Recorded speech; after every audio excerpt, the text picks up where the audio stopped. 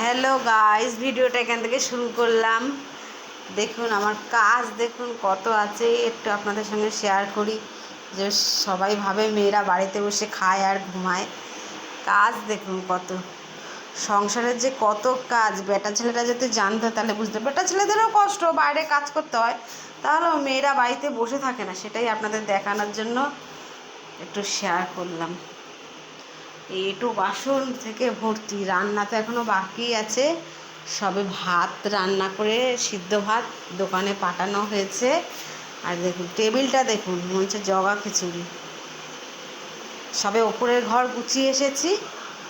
তো গাইস কি রান্না করব, সোয়াবিন রান্না করব। জলে ভিজিয়ে নিই সোয়াবিনটা।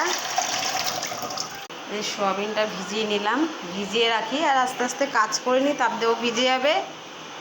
যা গরম পড়েছে গাইস, আমি শুধু দইয়ের ঘোল